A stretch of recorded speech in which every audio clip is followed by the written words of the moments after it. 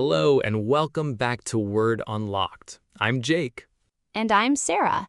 And today's phrase is one that every person faces in work, in learning, in life. The moment when continuing feels impossible. And the question becomes, do I stop or do I keep going? Yes, today's phrase lives at that exact crossroads. Sometimes giving up is the right choice. Sometimes it is the wrong one. And knowing the difference, that is wisdom. Sarah, the phrase. Give up. Give up. Let's learn it. Give up means to stop, to quit, to release something you are holding on to. It can be a task, a habit, a person, a goal, a position of control. The core meaning is always, I am no longer pursuing this. I am letting it go. And the emotional weight of give up depends entirely on the context. Sometimes giving up is defeat. Sometimes it is wisdom. Sometimes it is freedom. The phrase carries all of those possibilities. Now the chunks. Chunk 1. Give up on something or someone. You officially stop believing in the possibility. You release the hope, the project, the person. You gave it everything, and now you give up on it. For example, after 18 months of trying to make the partnership work, she gave up on it. Not a quick decision, a long, exhausted one. She gave up on it, finally. Give up on someone is particularly heavy because people are not projects. When you give up on a person, it means the relationship or your belief in their potential has reached its end. That is a significant moment. And sometimes giving up on something is not failure. It is the right decision, the brave decision. Knowing when to stop is as important as knowing when to persist. Chunk 2. Don't give up. The encouragement. Someone is close to stopping, and you tell them, not yet. Keep going. The breakthrough might be one more attempt away. For example, I know this feels impossible right now, but don't give up. You are further along than you think.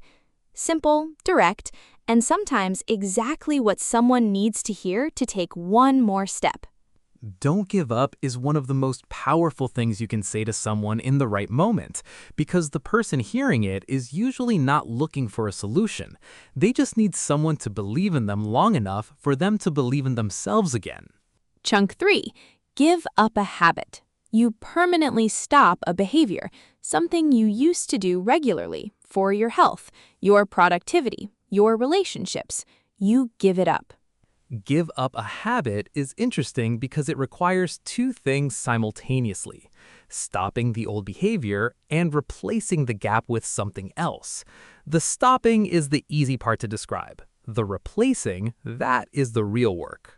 And the interesting thing, the habits that are hardest to give up are usually the ones most worth giving up.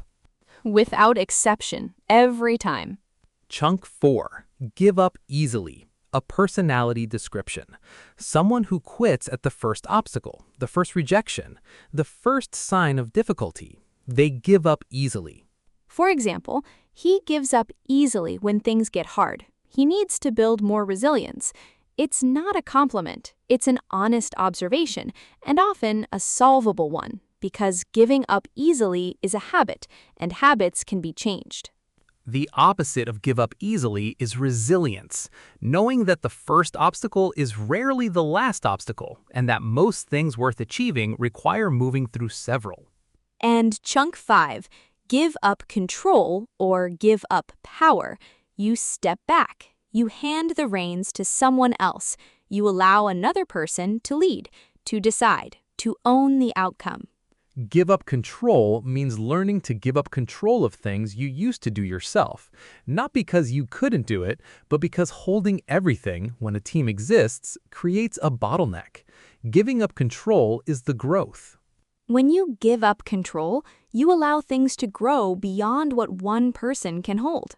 2 stories. Mine first, about give up on something. A few years ago, I started a project I was genuinely passionate about. I worked on it for months. The idea was good. The execution was careful. but the results consistently disappointing. Very small response, very slow growth, month after month. I kept going because I believed in it, but at some point, the gap between the effort and the results became impossible to ignore. I was putting in enormous energy and getting almost nothing back. Eventually, I gave up on it. Not in a dramatic moment, just a quiet decision. This is not working, and continuing is costing me time I could spend on something that does work. How did it feel? Relieving, honestly. Not just sad, relieving. Because I had been holding on past the point where holding made sense. Giving up on it was the right decision, and the relief told me that. Sometimes the relief after giving up tells you more than the struggle before it. Yes, if giving up feels like freedom, you probably held on too long. If giving up feels like grief, you might be giving up too soon. The feeling tells you which one it is. My story is about give up control, and it is about one of the hardest professional lessons I have learned. For a long time, I struggled to delegate.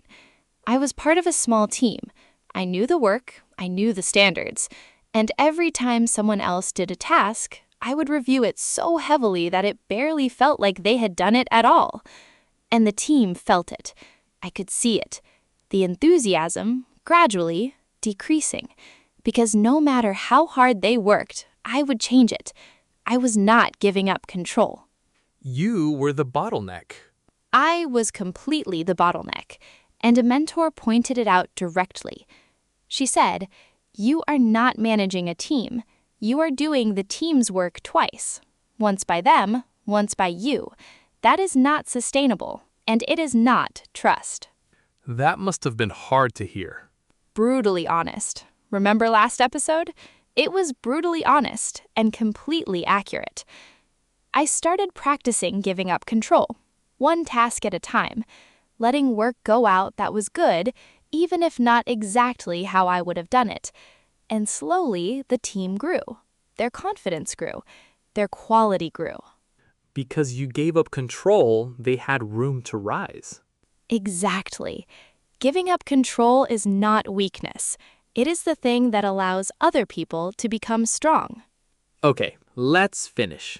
Give up, to stop, to release, to let go.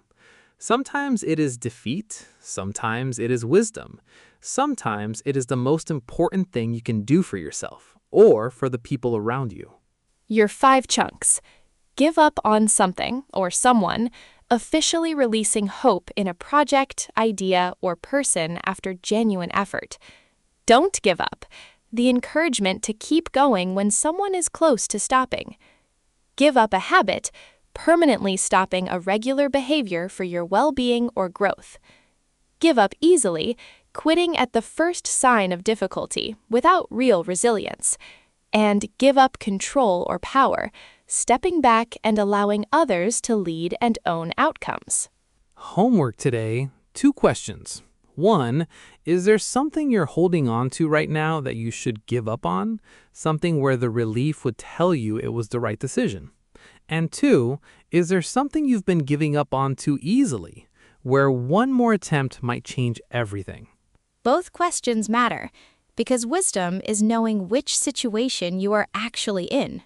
Hold on when it matters, let go when it's right, and know the difference. Thanks for listening to Word Unlocked. See you next time. Stay curious. Know when to hold, know when to let go. Later. Did you just quote a country song? Without hesitation. Later.